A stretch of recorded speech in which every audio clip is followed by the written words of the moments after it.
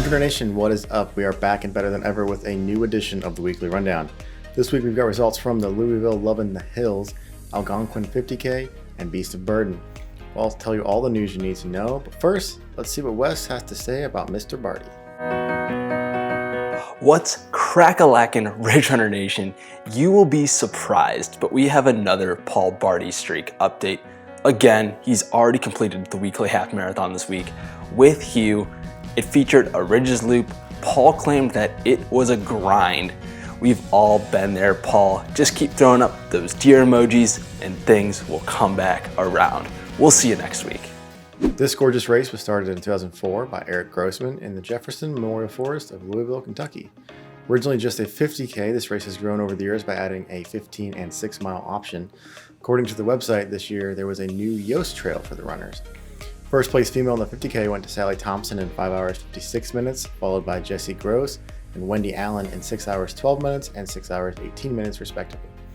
On the men's side, we saw Bob Adams finishing with an impressive 4 hours 34 minutes, Justin Egler in 4 hours 41 minutes, and Sean Jakubowski in 4 hours and 57 minutes. Congrats to all the Louisville Lovin the Hills finishers. The Algonquin 50k took place this past weekend in Pocomoke City, Maryland. I should have gotten down to this race now that it's not too far from me. But even though I wasn't there, the rest of the East Coast was, as we saw 252 runners finish the 50k distance. That's just absolutely incredible. This course features a beautiful out and back that features miles and miles of single track trail. If you're looking for a 50k PR, this course is for you as the course is flat. Rev up those engines. Rob Koslick from California took the top spot overall, running a time of 3 hours 49 minutes. Holly Smith from Delaware took the top spot for the women, running an impressive time of 4 hours 21 minutes. Both of those times were course records. Impressive work. We did have one Ridgeline Nation member who was out on the course, and this guy did something that I didn't even know existed. The Algonquin 50k is the second leg of the Delmarva Ultra Challenge. For leg 1, runners start off by running a 50k distance at 9 p.m. Friday night and must be done by the start time of the Algonquin 50k, which is 7:30 a.m. the next day on Saturday. Then they have to complete that race. This is the second year of the challenge, and I only expect that it will grow in popularity. This year, Andrew Waugh was the one who was out there, and he just absolutely crushed it. He said he's doing some aches and pains, but he got through it, got through the grind of basically doing a 100k race. So well done, Andrew. Super impressive. And lastly, I want to give a quick shout out to the 3 finishers of the race that were under 23 years old. Impressive work from everyone, and I'm excited to pencil this race in on my calendar for 2021. We know you can run 100 miles, but you can run it through the hills of the highest mountains and through the heat of the sun in the desert valleys.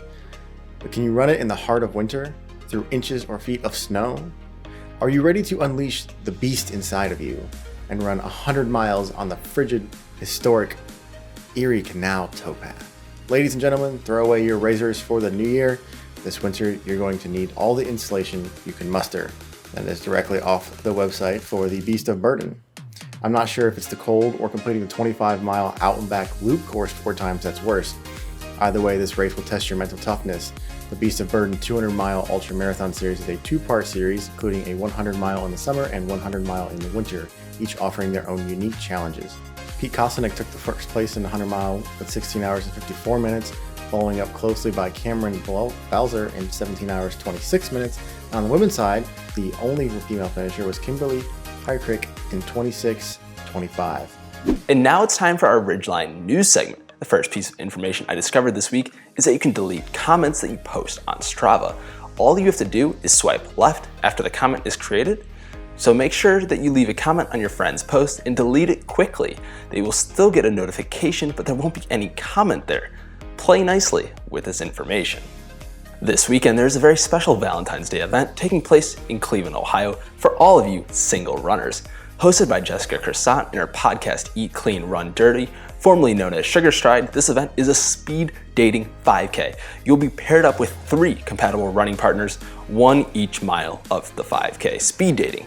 This event is $25 to participate, which includes the run, the dinner at Town Hall, which will be incredible if you've never been there. Must check out spot in Cleveland, and a beer from Town Hall as well. I feel like I need live coverage from this event because it could either go one of two ways, and I'm here for it nevertheless. We'll put a link to the event in the description below. Lastly, congrats to Jess, who absolutely crushed the Orcas Island 100 miler in Washington State this past weekend. Ridgeline Nation, we want to thank everyone for their comments, submissions, and suggestions. We're going to leave the poll up until the end of the day on Friday. If you have someone you know would make a great guest on our show, let us know. If you want to hear about a naked man running in the woods, you're going to want to check out the most previous episode with Jessica Kopowitz and Clarissa Hitchin. Okay, so I think some of you may have heard this on Strava, but yeah, I was out for a long run one day, and it was right after a lot of storms came through Athens. And Summer? Yeah, it was this past summer, spring, yeah. So it was, and there was a lot of trees down on Hickory. So I was like already like just saying the F word like every 2 seconds. So I had to crawl over trees and through branches, and all of a sudden I heard this rustling up in front of me, and I kid you not, there was a dude sprinting, like jumping over trees, no shorts on. It was quite the interesting story. Lastly, if you have something that you want to see in the show, make sure to tag us on any of our social channels. We check them all the time, so make sure that you reach out to us, whether it's some photos, group run, whatever it may be. There's always some good stuff going on, so let us know what you're up to, Ridge Runner Nation, and we'll make sure to highlight that. And with that, thanks for tuning into this week's rundown from the Ridge Runners. Be sure to check back next week to stay updated on all things trail and ultra, mostly east of Mississippi. In addition, subscribe to our YouTube channel, hit that bell below if you want to be notified every time we release a new video. And if you're enjoying our shows, give it a share with your friends and hit that like button along the way. I'm your host, John Dolovecki. The other guy is Wesley Harton, and we'll see you next week on the Weekly Rundown.